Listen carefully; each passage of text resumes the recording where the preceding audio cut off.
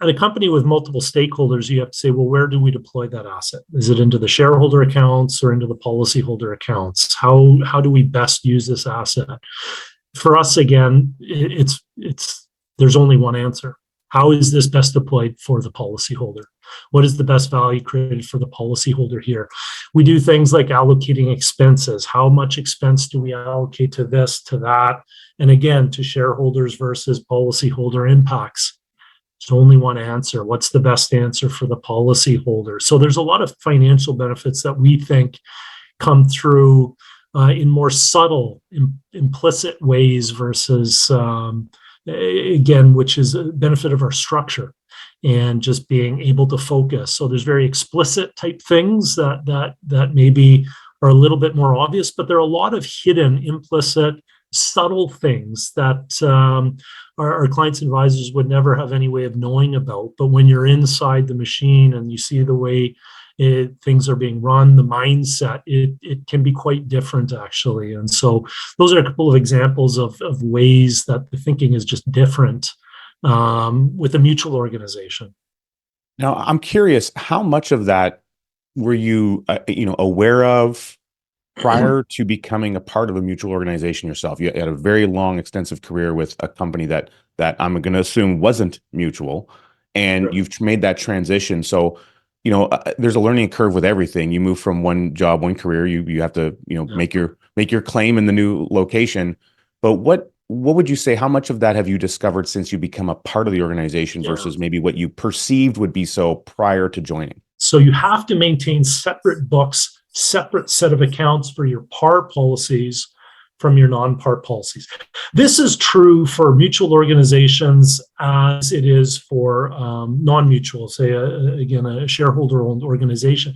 So at that account level, they're identical in their requirements. Now, the reason the par assets have to be separate from the non-par assets is so that the profits of the par account can be provided back to the policyholders in the form of dividends. So it's really meant to ring fence the profits coming from those policies back to the par policyholders in the form of dividends.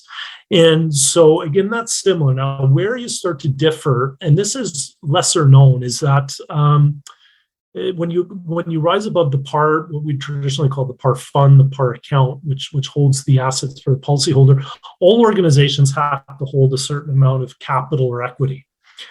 This is, again, we're an OSFI regulated entity. We have to hold capital to ensure we're able to meet our obligations to our policyholders under, say, catastrophic type events. And so, again, stock companies have equity and capital, and mutual organizations have, let's call it surplus to use consistent terminology here. So we have surplus, which again is provided by our par policyholders. The difference is the stock company is required to maintain the surplus from their par policyholders, again, separate from the shareholder equity. So they actually have two surplus accounts or two equity accounts, where the mutual organization only has one. All of our surplus is owned by our participating policyholders, where a stock organization will have their par surplus and their shareholder surplus. We want you to understand the 5 strategies that you can use to reduce taxes now and in the future. In fact, we wrote about them in our book, Keep Taxes Away from Your Wealth. You can get a copy of Keep Taxes Away from Your Wealth by going to keeptaxesaway.com. That's keeptaxesaway.com. Ease on over there, get a copy today. And so our board of directors is elected by our policyholders. A shareholders organization, their board of directors is elected by the shareholders. They create incentives to maximize shareholder profit. Our board is elected to maximize policyholder outcomes. And this is where you start to differ in both the structure and the behavior. And you could say chicken and egg, which comes first. But at the end of the day, you end up with different incentives and different behaviors because there's only a single surplus account in the mutual organization, which is owned by our par policyholders. And so we're trying to maximize value for the participating policyholders only by virtue of only having policyholder-owned accounts. Oh, that's fascinating. And, to take that one step further, I'm curious about, dilution a little bit. So with an open block in a stock company, there's a percentage, and the way that my understanding is, as the size of the account grows and it gets to a measure of scale, there's a sliver, and that percentage of a sliver actually can squeeze a little bit lower.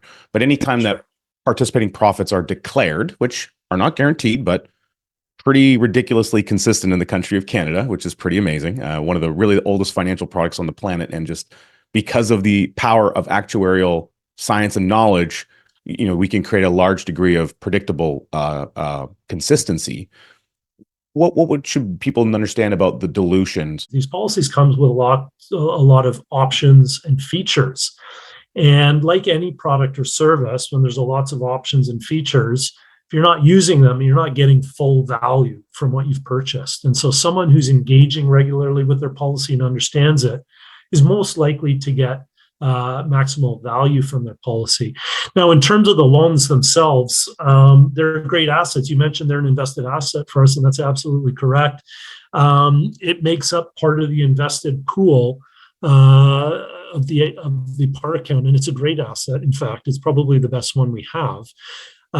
Because it comes with a very, I'd say good rate of return on a risk-adjusted basis. We view them as riskless assets because the policy itself is collateral for the loan, and the same person borrowing is holding the collateral. And so if they're unable to pay the loan, there's no default. We just in the agreement with the policy. And so it's completely without risk, but generates a good level of return. Now, when I say good level of return, what I mean is we generally tend to keep our policy loan interest rate very close to our dividend scale interest rate, which is the amount of interest being paid out to the policy. And what this does is, from our perspective, it doesn't dilute the dividend scale interest rate. So someone taking a loan at a rate that's very similar to the interest we're paying on the account keeps us quite neutral, but with less risk, because again, that's a riskless asset versus